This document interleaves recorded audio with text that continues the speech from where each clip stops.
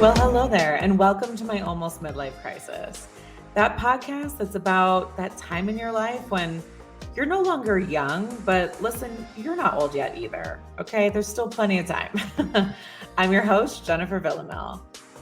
So we took a week off. My last episode was, two weeks ago when I was celebrating my 40th birthday and Christian graduating from getting his MBA. So it was a big weekend, big birthday. And then since then, I had family in town for the week. I had friends come into town. We had a baby shower.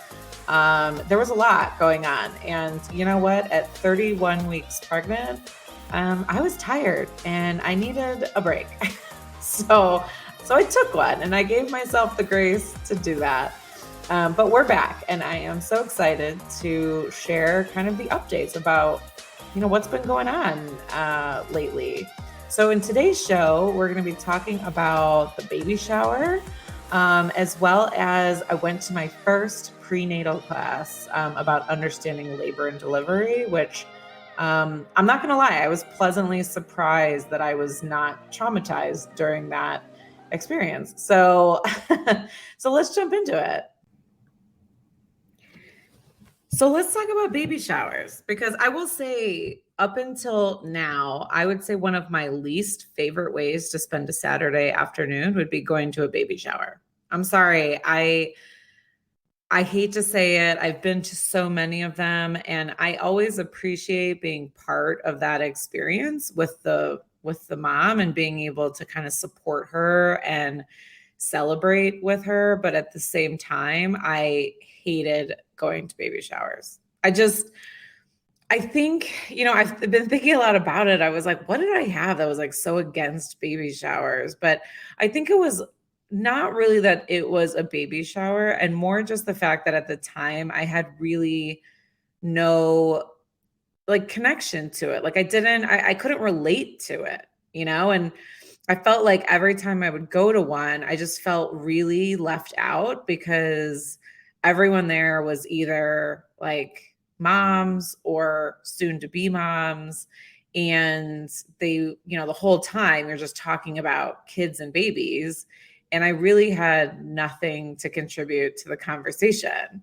Plus, I just really didn't like some of the games. Like the whole having a bunch of grown ass women like licking chocolate out of a diaper or like smelling it and trying to pick what candy it is. I'm sorry. Like it's too much. It's too much. Like that's gross.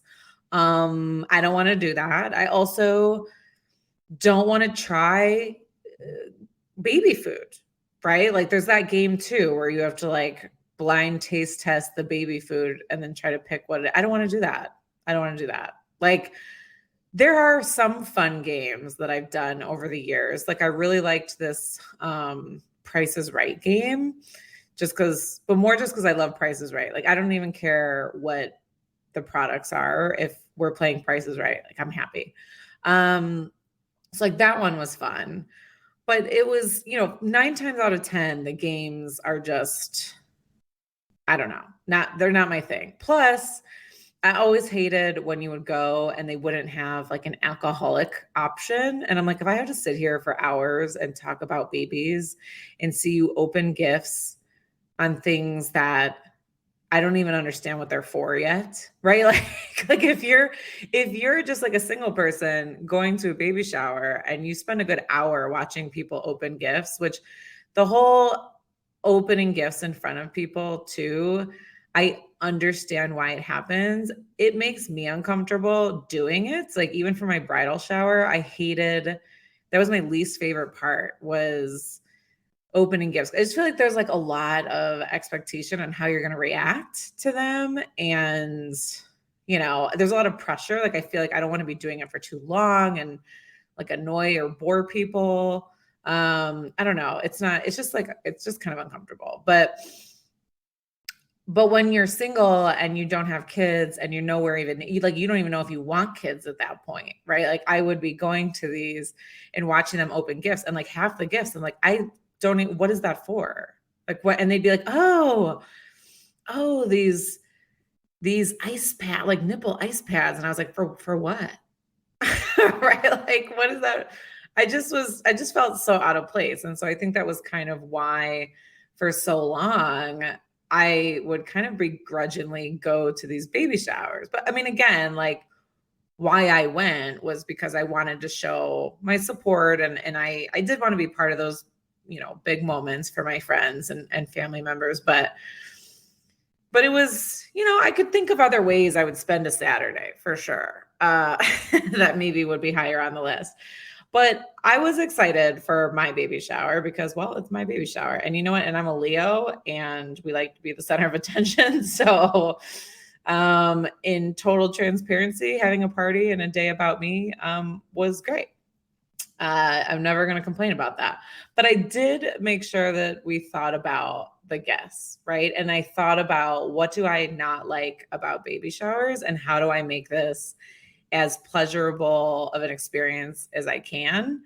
Although I guess at this point, I really only have like a couple people in my life that don't have kids. But yet I still feel like they're way more supportive and into it than I was. So probably just because they have like nieces and nephews and actual like kids in their lives one way or another. So I don't know, maybe it's not the same. But I thought about that when we were thinking about like what games should we play and like how long should the shower be? What should the alcohol situation be? Like I took all of that into account. So we did a safari theme. And that is actually for a couple of reasons. So, I feel like all kids, I don't know if this is like written in some book somewhere, but I feel like all kids are supposed to have their animal, right? I at least it's like every Pinterest board or everything that I see, it seems like you have to pick a theme. Like what's your theme going to be for your kids, like nursery, for your kid, etc. So for us, it's elephants and safari.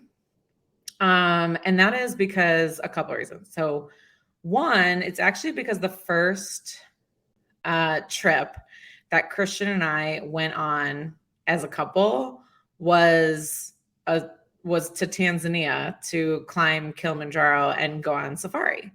And so it's always kind of meant something to us. And we both love animals. We both loved the safari. And we saw a ton of elephants during the safari. And we learned a lot, right? Like we learned first of all, how African elephants are the mean ones and the Indian ones are actually the nice ones, which good to know. Like people in Africa are like terrified of elephants because like they do not mess around in Africa. They are not your like sweet, cute.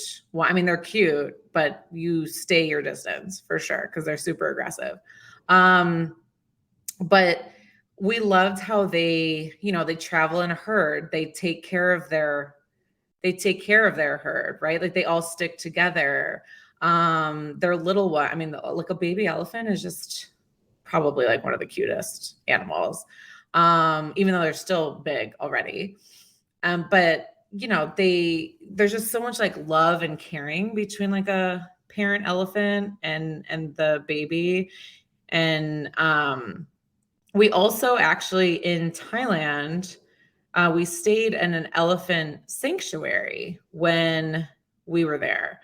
And we actually bathed a baby elephant. And it was just such a special experience. I don't think either of us will ever forget, like, to be able to just get that close to one and touch them and they're like playing with you. And it was just so memorable and wonderful. And the elephant itself was just so cute and playful and like seemed happy. And so I think elephant was like a kind of an easy decision for us. And they're so smart and there really is like this sense of community within their family, right? And so we loved all of those things about elephants. And then, in the broader scale, we wanted to include other animals like for decor or whatever. So we went broader to safari. So that was the theme of the shower. And And it came to life in a lot of different ways. My mom hosted it. And she did a great job and really bringing all the decor together. And there was, different, like in the flowers, there was like little different, like baby elephant, baby giraffe, baby koala, like stuff like that. And I actually had these cookies that were made, these like custom cookies that were safari based, that not only were adorable, and I'll have them on my Instagram, but they also were delicious.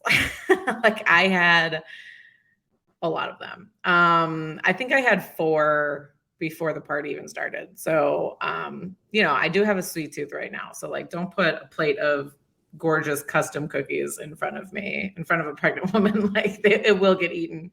So we had that. We had appetizers. And then we had kind of like the main lunch, which was like a chicken Caesar salad and some sandwiches and some pasta, whatever. And then we had dessert because I'm sorry, like my sweet tooth has been my sweet tooth this whole time. And there's no way I wasn't going to have dessert. So we had not just the cookies, but we had Jenny's. See how my name's Jennifer? Jenny's ice cream. See, that kind of goes together. But we had like a Jenny's ice cream bar where you could pick your flavor and you could pick, do you want it in a cup or in a cone? Kind of like perfect summer, dessert, right? Because it was hot. It was like 90 something degrees out. It was very hot that day. So ice cream was kind of like the perfect, thank God we were inside. But no, it was great. So it was like safari themed. And the games that we played were, we did do the guess the size of the belly, which, you know what, it's fun, I guess. It's not my favorite. It's not my favorite. Just because people guessing how wide you are is an awkward place to be in the room. Never really had that experience before. So it was interesting. Could you imagine doing that when you're not pregnant? Like if you just had a birthday party and you were like, hey guys, like guess my waist size. Like that's just a trap. Like no one's going to do that. No one is going to be like, well, I don't know. I think you're at a 30 or I think you're at like a 25, right? No one is guessing your waist measurement unless you're pregnant. That's like only acceptable at that time.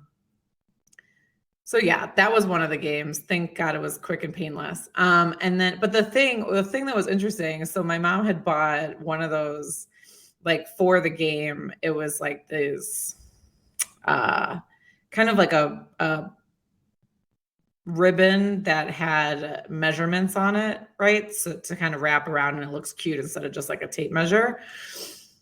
But this thing was so long, like it was like we used maybe 20% of it, like not even. I mean, it just kept going and going and going. And my mom and I were talking after and we were like, why is it so long though? Like it is physically impossible for somebody to need this whole thing because you would be an elephant. Like you would be a full size elephant in order to use this whole thing and wrap it around. Like I don't understand the manufacturer's rationale for making it like a 10-foot long piece of plastic because no one needs that amount unless I guess, you're really like a money saver and you're like, I'm going to buy this once and use it for every single one of my kids. Like, I don't know. But even then you could just I don't know. It doesn't make sense to me. I really would like to understand from the manufacturers. These are the small things that go through my head. The other piece, the other game, which I think the thought was there. I think the execution left us lacking a little bit. It was a little confusing for people, but I thought it would be funny and more personalized if we did like a Jennifer's like top likes and dislikes about being pregnant. and had people kind of rank them to like, what do I like the best to what do I like the least, and what do I kind of hate the most versus hate the least. And it was kind of a complete fail. I'm not gonna lie. The idea was is we gave people a piece of paper, and then all they had to do was like rank them. And then when they were finished ranking, everyone would stand up and we would kind of go through them, and you would sit down as you were getting them wrong, and whoever was the last person standing, we would win. It sounds simple. Well, it did not prove out that way. First of all, it was really confusing on like what should be labeled number 1 versus number 10. So there was a lot of confusion around that. And then like we literally got to the second one and like everyone was sitting down. Like everyone got it wrong. So then we had to kind of think on our feet, and we're like, okay, this is how we're going to do it. Just how many do you get right? And then that's who wins. But it was a little bit of a fail, but I don't know. I still thought it was entertaining. I hope other people did, but let's go through some of them. So for my pregnancy likes, and honestly, I don't remember the order. And to be totally fair, the order is obviously like super subjective. And I sometimes feel like it changes by day because it just depends on how I feel that day and maybe like what happened that day. So some of the likes, I don't remember all of them, but some of them are things like bigger breasts, which was funny because a lot of people apparently had that as like my top like. And I was like, what does that say? That like, what does that say that you think that the thing I like the most about being pregnant out of everything is bigger boobs? Does that mean that normally you think that I wish I had bigger boobs? Because I don't know. I mean, when I was younger, for sure. I mean, I was like a late bloomer. I pretty much had no boobs until college. And even then I was like, not much. That's like when, I don't know if you remember, but that's when the water bra was like popular, where instead of padding, it was like straight up gel or water in the bra. So it like felt natural. And then obviously, if you're having a moment with somebody and you take it off, they're like, whoa, that's not what I was expecting. A little false advertisement there. Yeah, it was pretty small. And I remember thinking like, if they don't get bigger at some point in my life, I'm going to get a boob job.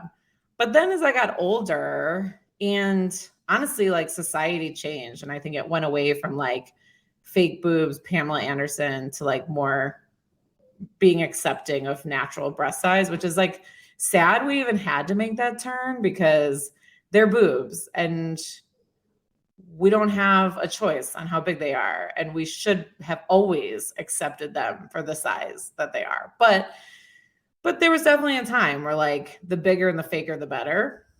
And that was during my most formative years. So that's what I thought was beautiful. But as I got older and society also kind of came around, I realized the benefits to not having huge breasts. Like I could run. I don't have to wear 2 sports bras. I could wear no bra with a shirt and it'd be fine. Like I'm not falling out. They don't really sag as much. Like there's a lot of very real benefits. My back doesn't hurt because of them. I mean, it hurts because I'm getting older and for other reasons, but it's not because of my boob size. So I actually have come to appreciate the size of my breasts. But I'm not going to lie, from a temporary standpoint, it's nice to, I mean, that's an enjoyable out of the side effects of being pregnant. Granted, that's a low bar. It's a low bar. Like when the side effects are things like constipation, fatigue, backaches, nausea, vomiting, like bigger boobs is definitely a plus versus the others. But a lot of people had it as number 1. And I was like, okay, it is something that I enjoy. Maybe it's Christian's number 1, but it's not my number 1. But that was one of them. Another one was actually maternity clothes, because I really thought that they were just going to be hideous. And listen, there are a lot that are like, I look at them and there's still so many that are just like, let's just put a massive moo on you. And like, that's your maternity wear. And like, I'm not trying to look like that. Like that doesn't look good on anybody, by the way. Like a huge flowy moo type dress does not look good on any body type. It is not flattering, and it especially isn't flattering when you have a big baby bump. It just makes you look so much bigger. It does. And it's comfortable for sure. And I'll give you that. But like, just because we're pregnant doesn't mean we're just going to go only for comfort and completely forget about what we look like entirely, right? Like we still want to look decent and cute and kind of like ourselves, but also be comfortable. So I really went into it thinking like, I want to avoid wearing maternity clothes as much as possible, because in my head, I had that like moo scenario that I thought was the reality. But it's actually, and even actually my mom was saying when I was showing her, we went to like a maternity store a while ago, and she was like, these clothes are cute. She's like, when I was pregnant, it was not like, you did not have these options. So I do feel like the maternity situation has really improved and we are benefiting from that. And there's some cute stuff. Like there is some really, and I know I talked about this in a couple episodes, there's some actually like really cute outfits that are also really comfortable. So that's been a lot more of an enjoyable experience than I thought it would be. Another one was, and I'm starting with the positives here before we get to the negatives. But another one, and I think one of the most surprising ones to me, was the feeling of empowerment. And that was actually my number one. Because, while there's negatives, like, yeah, you're gaining weight, obviously, you're growing a human in your body. So, you need weight to do that. But I wasn't expecting to feel kind of just like such a badass, right? Like when you really start reading and watching the videos about what your body is doing and what it's creating. And every day, like I was reading this week, the baby's like bone marrow is being formed and taking over, creating red blood cells. And its brain is going from smooth to like adding in the ridges and everything so that it could produce more brain cells.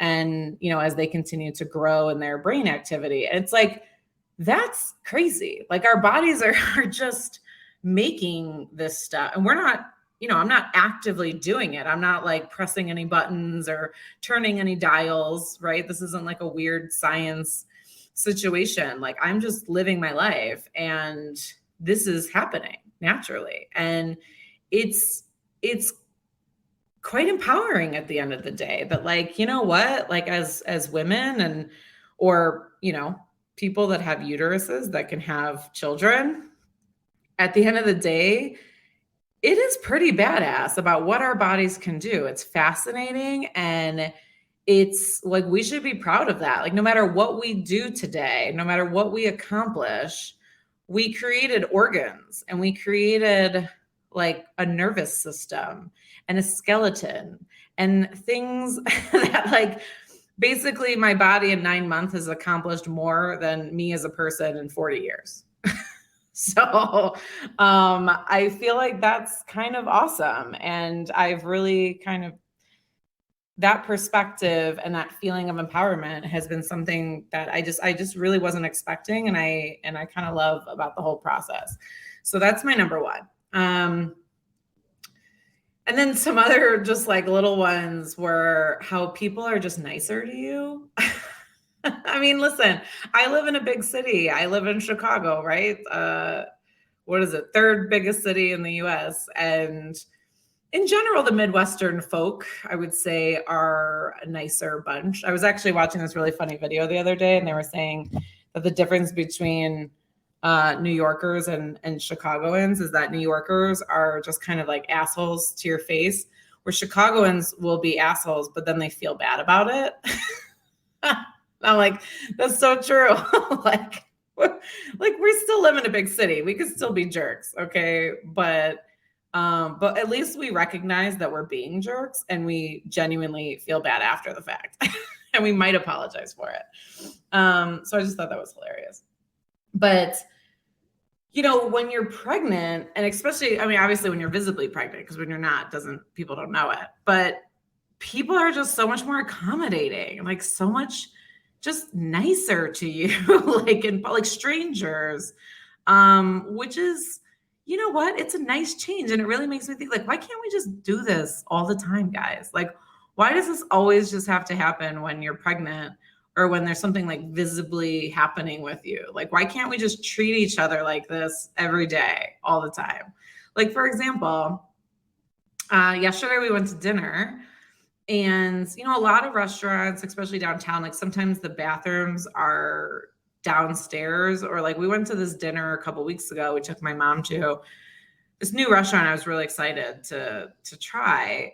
But the bathroom, it was like a multi-story restaurant. Like the first story was it's called Bar Mar. And it's like a bar / seafood place. And then you go upstairs, and that's Bizarre Meats. It's this restaurant by Jose Andres, and that's kind of more like a really interesting steakhouse. So it's a 2-story situation. Well, but the bathroom is actually below the first story. So you have to either take flights of stairs or you take an elevator. Which, listen, when you are pregnant and you're not going to the bathroom once during dinner, you're probably going a couple times. Especially when you're further along. That's a pain in the ass. Like to have to like go multiple stories just to go to the bathroom is a lot. And not all of them have elevators. At least this one did, thank goodness. But like, I've gone to plenty of places where you have to go down a flight of stairs or go up a flight of stairs just to go to the bathroom. And the more pregnant you are, like that really is, troublesome. So we went to this restaurant, and it was the same thing. This restaurant, I believe the bathrooms, you have to go down a flight of stairs. But when I asked like the host, excuse me, like, where's the bathroom? They're like, you know what? They like took one look at me. Clearly that says a lot about, it is very obvious I'm pregnant right now. And he was like, you know what, ma'am, you can use the one to the left of the bar. And so I go over there, and it was like a 1-stall handicap bathroom. And I was like, I don't know how I feel about, you just pretty much called me handicap, but I appreciate you for not making me to take what I assume is going to be a stair situation. So that was like nice, right? Like, thank you for making my life a little easier right there. Or I had like my doorman, my doorman's always really great. We're really lucky actually with the doorman that we have in our building. But the other day I had to bring like a package up, and he helped me bring it to the elevator, like proactively. It's just like those little things, it's the little things. And I truly appreciate that. It just makes your day like a little better because people are nice to you and they're not jerks. And that feels good. So that was definitely one of them. Okay, enough about the likes. I think the dislikes are more fun to talk about. So some of my dislikes were things like touching my bump without asking. And this is kind of ironic because, at a baby shower, everyone's touching your bump. And listen, I will say I have gotten a little bit more comfortable with people touching me at all. I've always been one of those people that didn't like being touched. I wasn't really like a touchy-feely person. So when I became pregnant and people would touch my bump, I was extremely uncomfortable with it. I have gotten more comfortable where I will, when I was visiting my friends in Florida, like I was like, oh, she's kicking, like, here, feel it. Like, I would invite them to feel it, right? And invite them into the experience, because I understand that that's, a cool thing for them to experience if they want. If they said no, I would not have been offended. I did the same thing with like my niece and nephew, so that they could feel a baby, right? But still, with the not asking, it's one thing when you invite someone that you know and you trust to touch it. It's another thing if people just do it without asking. It's just very surprising, and it just throws me off guard, and I just don't like it. But at the baby shower going in, I'm like, this is a baby shower. People are going to touch my bump. I like mentally prepared myself for the day. And I'm like, I don't care who touches my bump today, because that's why we're there. Literally the whole day is about me and this baby that you can see my stomach. I expected it. So I didn't mind it. That was like a free pass day. It was a free pass day. So it was kind of funny when we were going through and I started touching my bump without asking. People were like, oh, like maybe I shouldn't have touched your bump earlier today. But I was like, no. Today's a free pass. It's fine. Today's totally acceptable. And obviously everyone there, I mean, they're like family and friends and stuff. So it's not like strangers. So that was one of them, but it was lower on the list than some of the other ones. Things that, and some of them we've talked about on this podcast, like the horror stories, the mom horror stories or the parent horror stories. That was pretty high on the list. Like, don't tell me how horrible things are. Like, I don't want to hear it. That sucks. Like, way to bring down the vibe, right? Like you're like so excited about becoming a parent and you're excited about meeting your little girl. And then people are like, motherhood is the worst. And you're like, Jesus Christ. Like, okay, like maybe you had a bad day, or a bad year. I don't know, but don't like rain on my parade. Okay. Like, and I will have those days too. I'm sure I will. And then we can commiserate. But like for now, just let me be excited, and I just hate those just horror stories.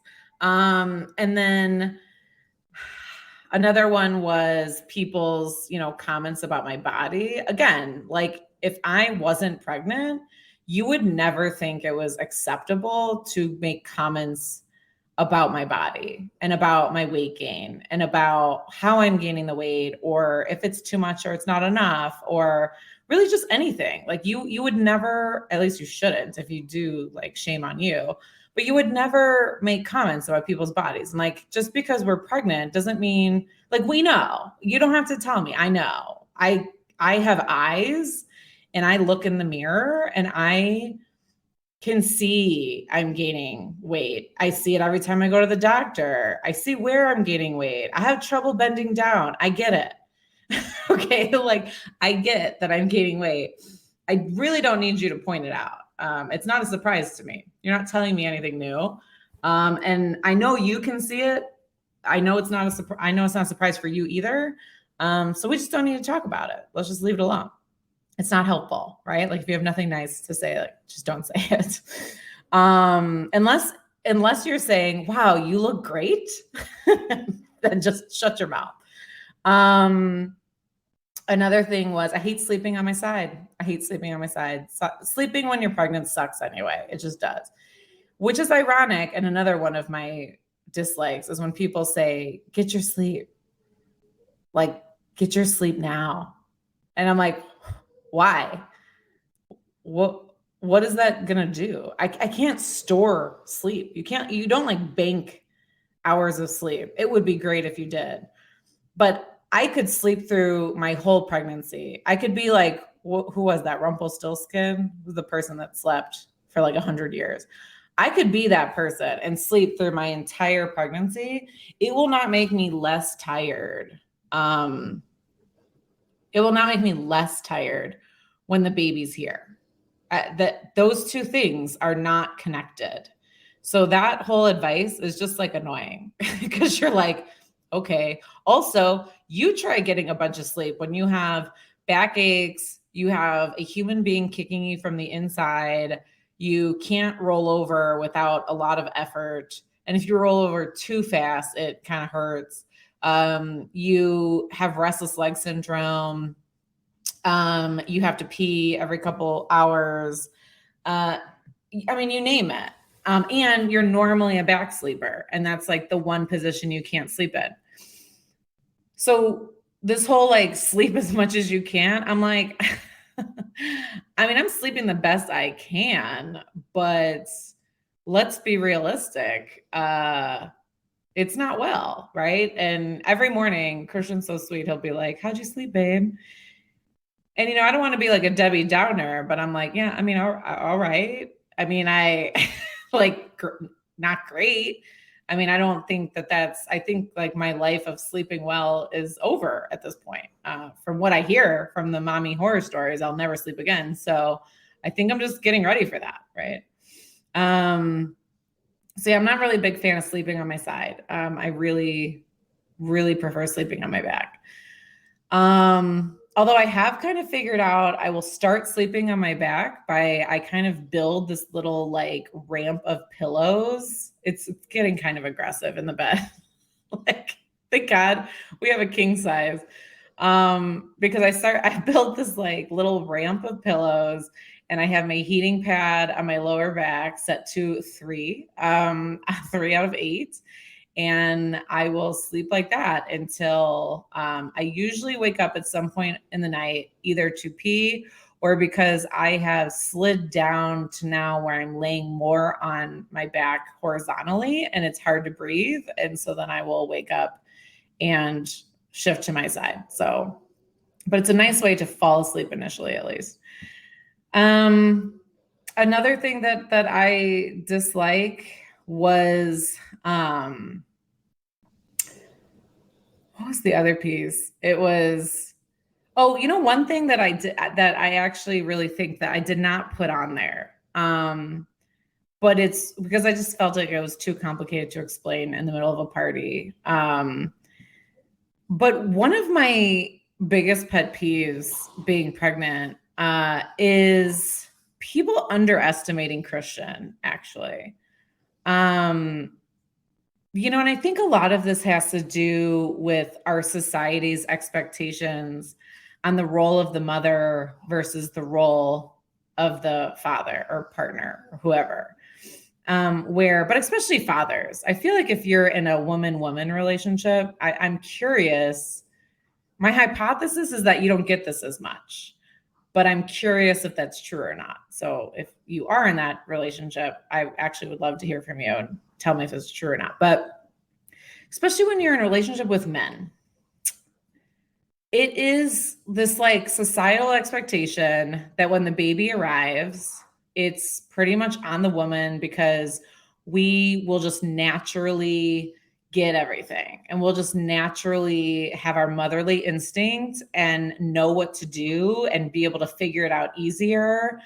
And that these men are kind of useless and like can't take care of a baby on their own, and won't know what to do, and they'll be more uncomfortable.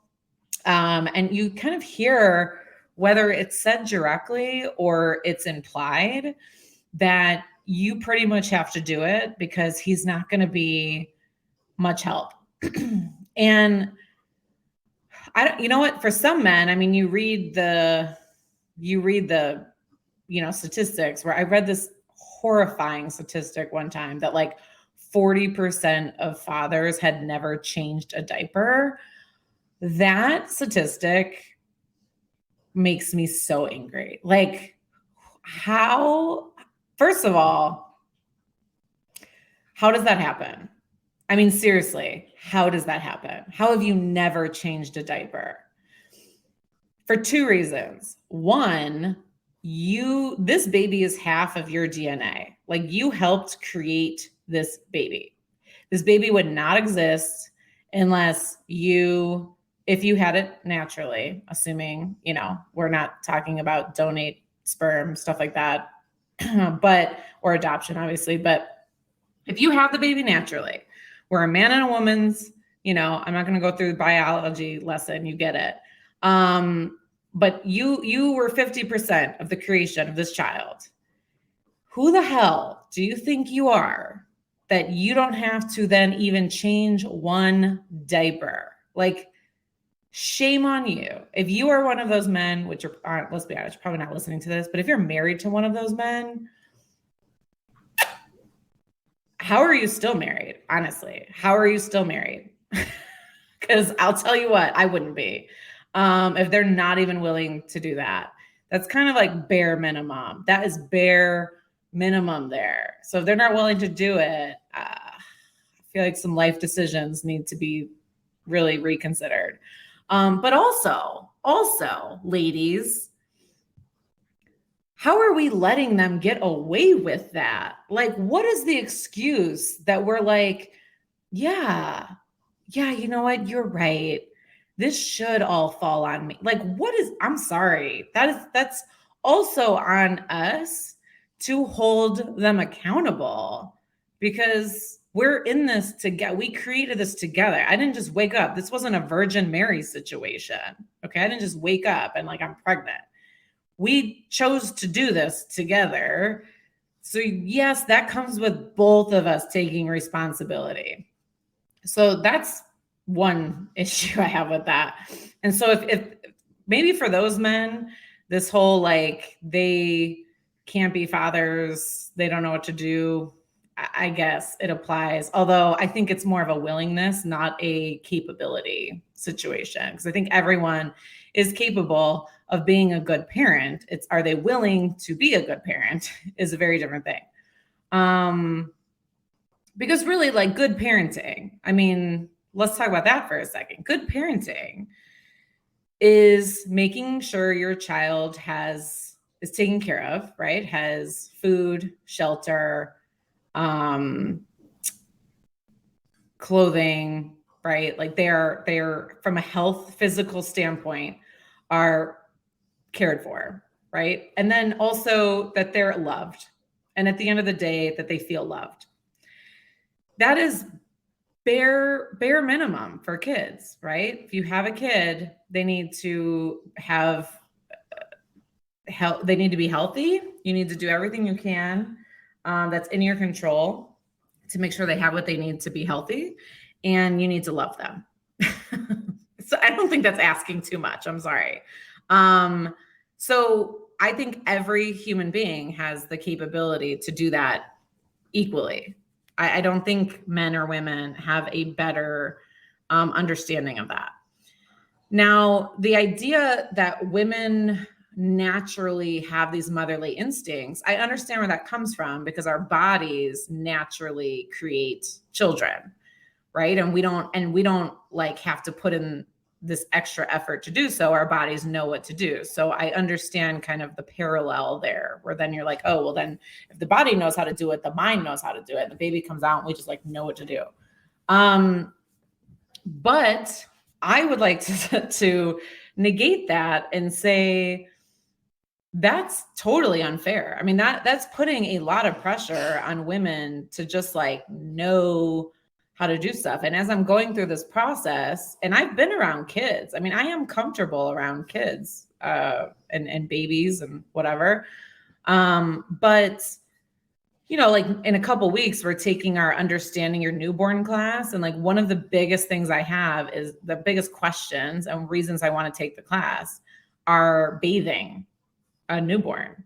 I'm like, I have no idea how to bathe a newborn. Like if you handed me a newborn right now, I'm sure I would make a ton of mistakes on how to, like, I don't know how often, I don't know, you know, what I need to, I mean, they just were born out of the womb.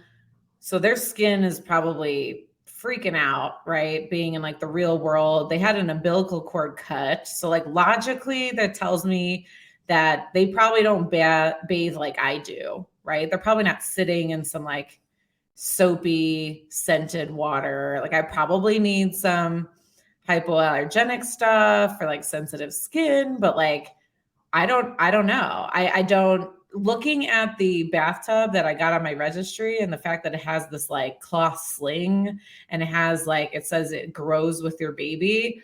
I don't understand why it grows with your baby. I don't understand what ways of using it are and like when you should use them. It's like, I have no idea what I'm doing there. Okay. And that's kind of important. Like, how do you bathe your child? So that kind of goes back to that health situation. So I'm a mother. I don't naturally know how to do that. I've never had to deal with a crying baby that I couldn't give back to their parents. Like the baby starts crying, I hand it over. I've never had to like figure it out until they stop crying. The parent just knew what to do. So Christian and I are going in this at the same level. Like we don't know how to do that. And the idea that just because I'm a woman, I'm going to be able to figure it out quicker. Honestly, I just don't think that's fair. I don't think it's fair for men. And I think that it just gives them like the out to then never change a diaper, right? Like that whole narrative of that the woman is natural at this. If you're being told that as a man, then it's like, why try? Like, why should I even try if everyone's telling me that she's going to know what to do and I don't know what to do, right? And I think that it's so not fair. And Christian is such a capable man.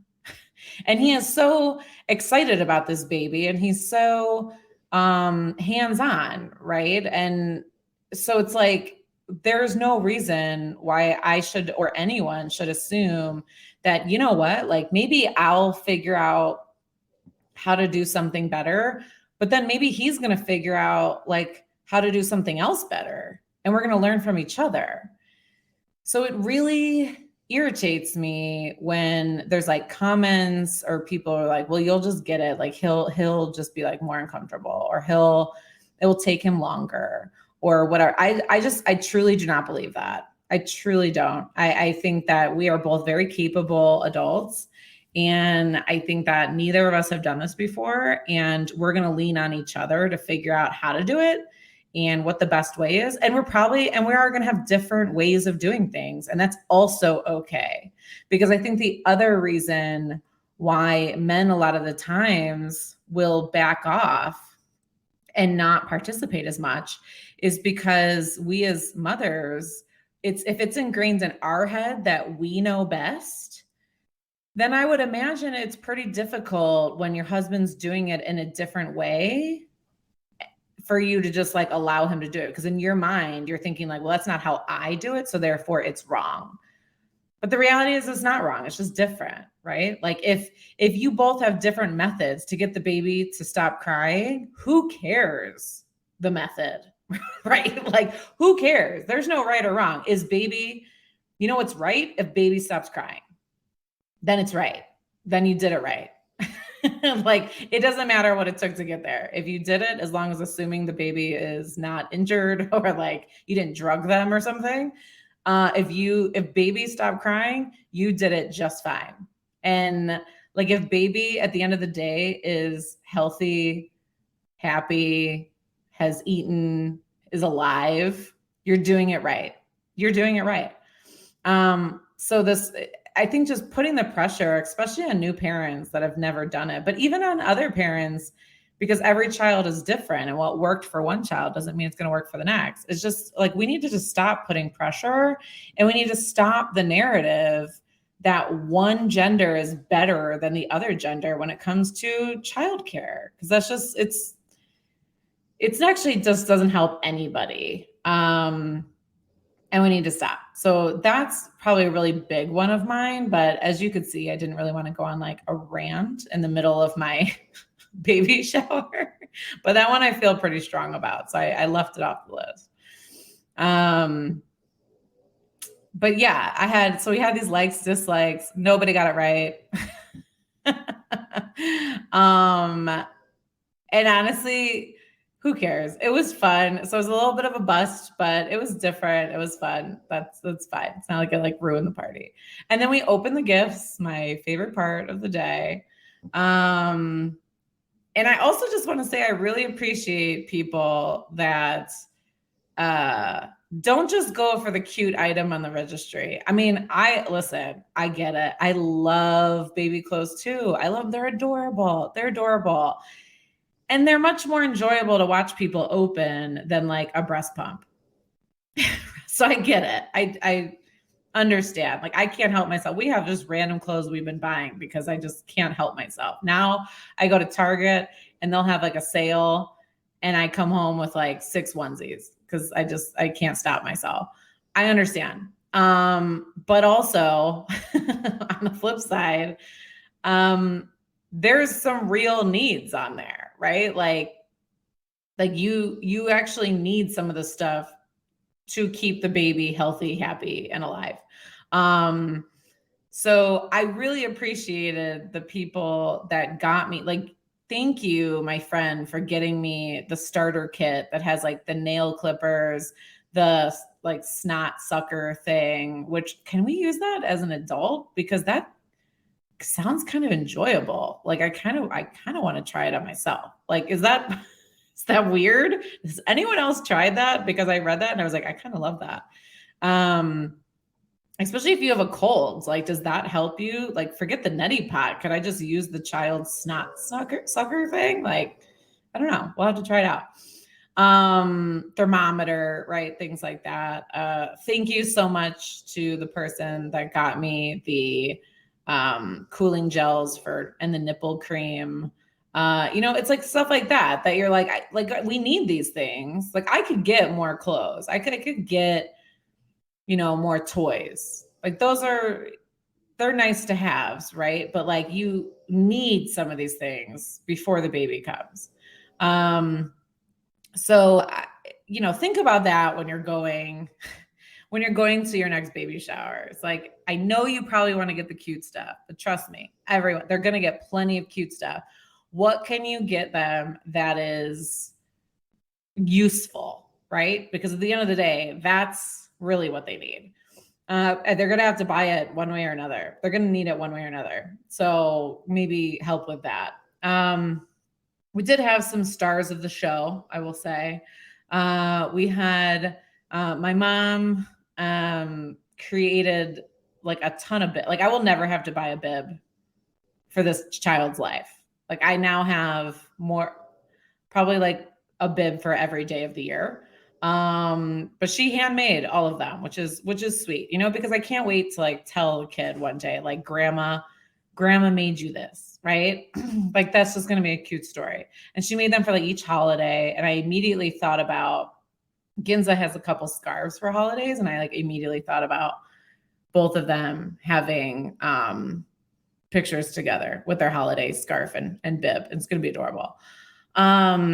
So there's that. So that was definitely really cute. And I really appreciate that. She also made this like diaper tower that had like adorable safari, like rattles and these like elephant fuzzy booties. I mean, just, again, like bunch of just baby accessories that are freaking adorable.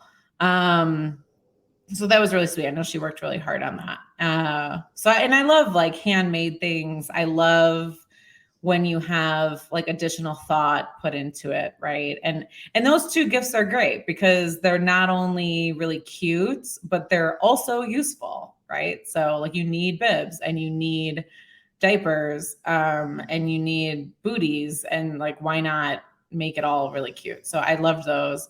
And then my aunt actually hand painted a chair, which it's now the smallest chair we have in the house, and it's adorable. And because Christian and I love travel, she did it based on the Dr. Seuss, what is it called? Of All the Places We'll Go. And it's hand painted, and I'll take a picture and I'll also put that on the site, and it's adorable.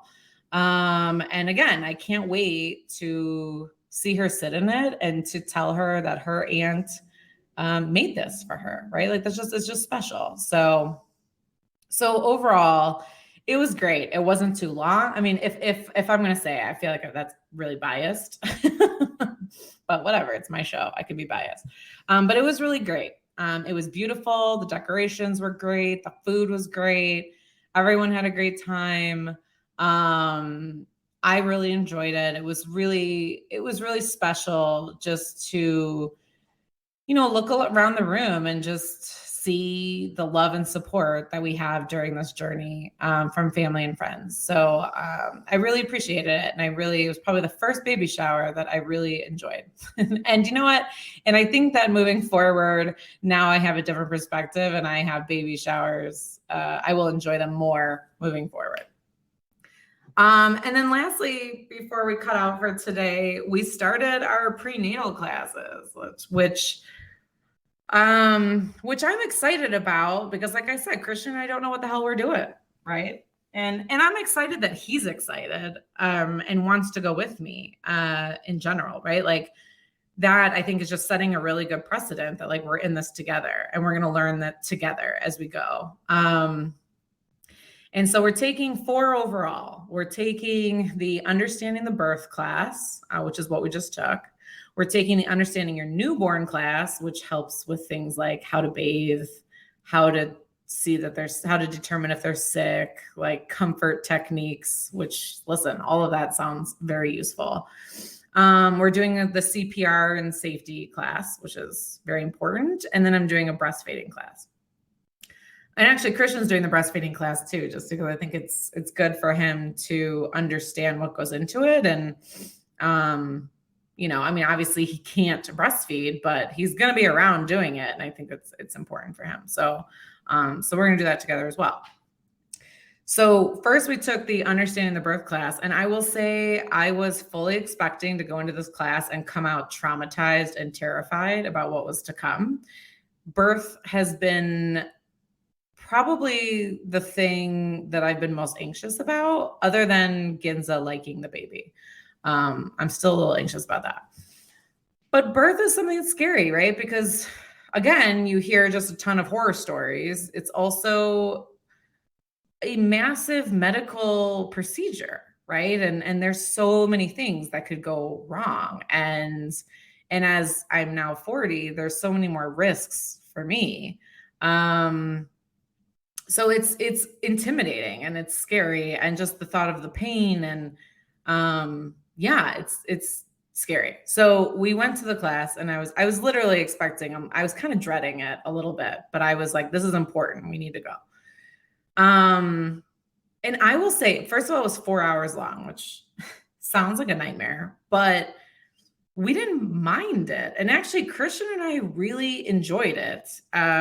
We learned so much.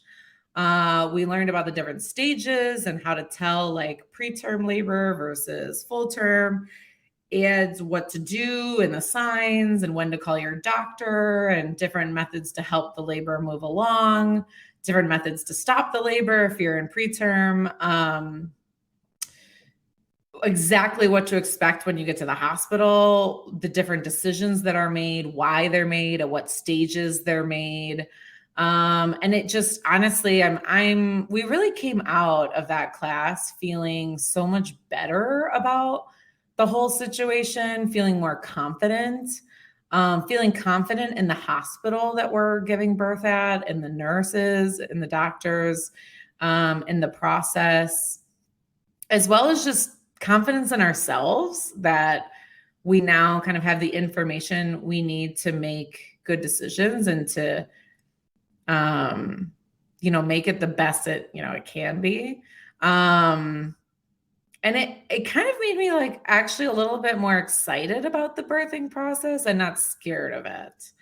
Because I think a lot of it, maybe I was just scared of like the unknown, right? Of just like not knowing what was going to happen. And I still don't know. I mean, you don't really know until you're in it, but I feel like I'm at least armed with the information, so I'll understand what's going on and I'll understand why things are happening.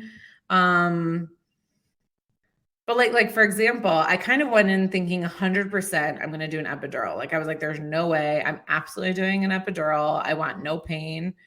And by the end of class, which I will also say, they did a great job of not judging you for anything. They weren't judging you if you were going to breastfeed for the baby after, or if you're going to do formula. They weren't judging you if you wanted an epidural or not.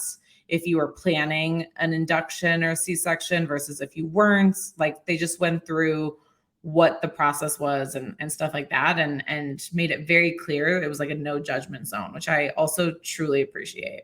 But I kind of left being like, maybe I want to try not having an epidural. Like, and Christian was like, what? That's crazy. He's like, looking at that, it looks like you probably would need one. And I was like, I don't know. I have a pretty high pain tolerance actually. And I guess I didn't realize some of the restrictions in movement. I mean, obviously there's a restriction in movement when you're numbing the bottom half of your body, but I guess I didn't realize like how restricted it was going to be, or I never thought about it that way. And then seeing on how, they basically said preterm is about doing everything you can to keep the baby in longer. Right. And then once you get past 38 weeks, if you start having contractions, your job is to help it move along. And so I really liked how they put it that way. And then I was like, well, if I get the epidural, a lot of the things that help move it along, like moving around, walking, standing, things like that, like you no longer can do. So it just got me thinking, and I was like, well, maybe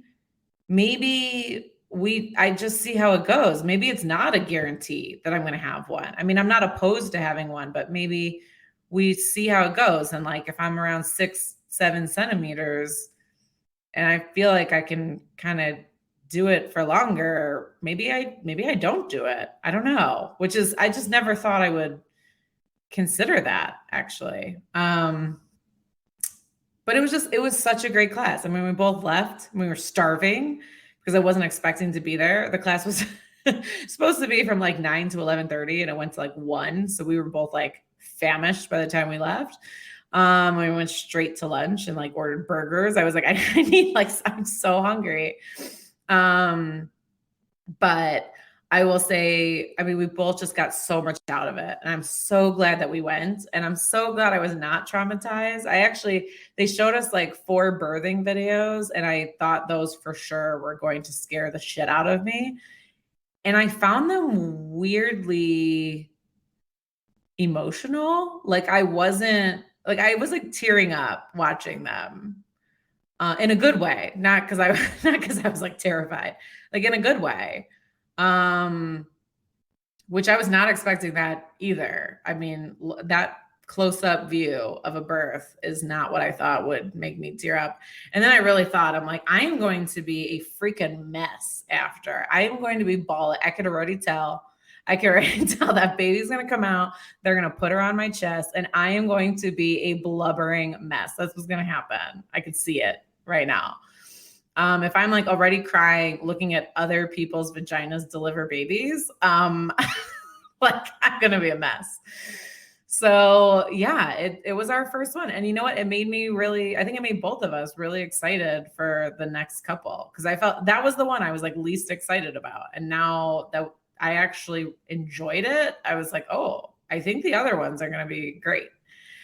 So if you have the opportunity, whether it's through your insurance, whether it's through your hospital or your community center or wherever, I really highly recommend taking classes. Because I'll tell you what, I truly feel so much better about the whole process. And I'm kind of excited about it. So if for nothing else, just shift me from scared to excited was worth it.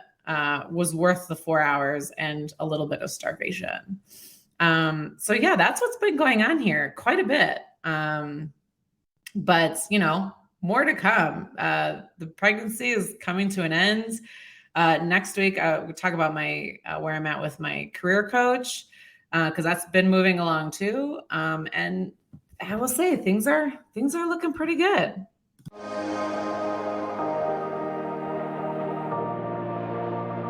So we are 31 weeks in the pregnancy.